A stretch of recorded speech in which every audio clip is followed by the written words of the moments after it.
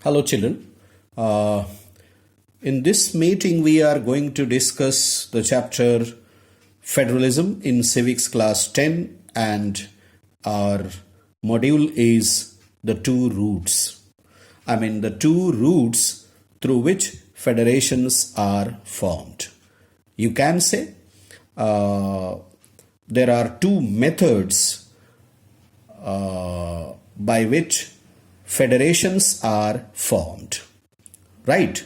The first method is called coming together method, and the second method is called holding together method. Federations are of two categories: coming together federations and holding together federations. We'll discuss one by one, right? The first category, coming together federations. When independent states coming together on their own to form a bigger unit, so that by pulling sovereignty and retaining identity, they can increase their security. For example, the USA, Switzerland, and Australia.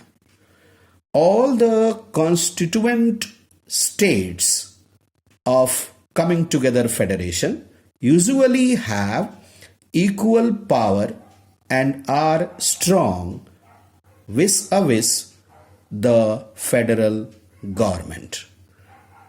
Right? Here, I explain the example of the USA. Before 4th July 1776, the country USA did not exist. As you know, in the northern part of the Americas, that is the North America, in the North America and in the southern part, 13 colonies were under the British. All these 13 colonies had been fighting for their independence. They fought for long years but failed. But in 1776, a British person, George Washington, who had considered himself not a British but an American, decided to lead the 13 colonies. He called a meeting of all the 13 colonies in Philadelphia and convinced them that unity was required. The colonies and their freedom fighters followed him. They fought together. They got independence on 4th July 1776.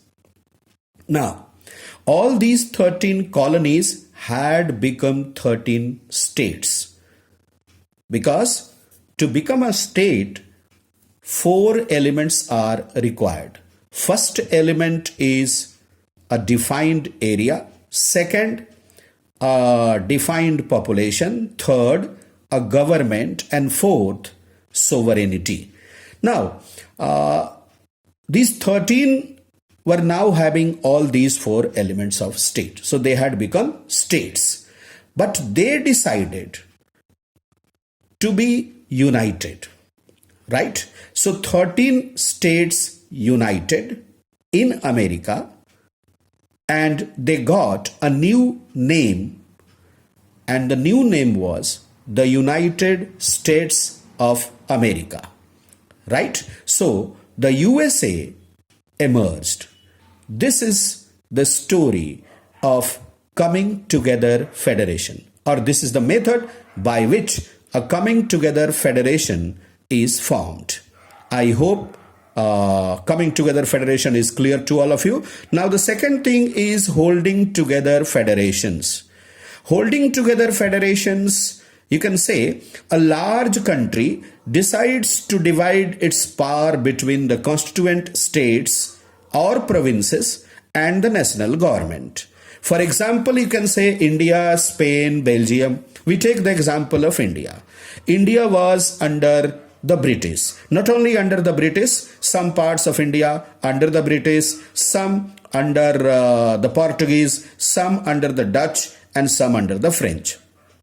But when Indians started fighting for their independence, they were not fighting for independence of British India only. They were fighting for independence of entire India. India under the princely states, India under the British, India under the Dutch, India under the French, India under the Portuguese.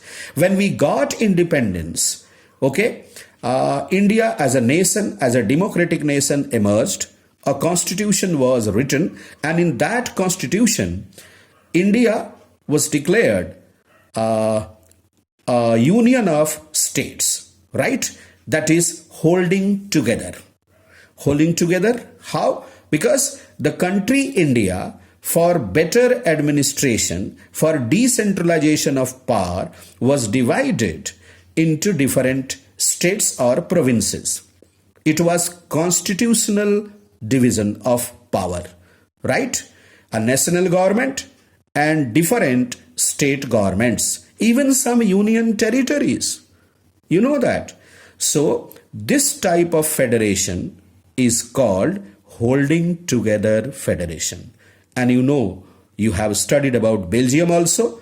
In Belgium also, there is a national government and there are state governments, and the state governments are not subordinate to the national government, right? So my dear children, here the central government tends to be more powerful. It's okay than the state governments.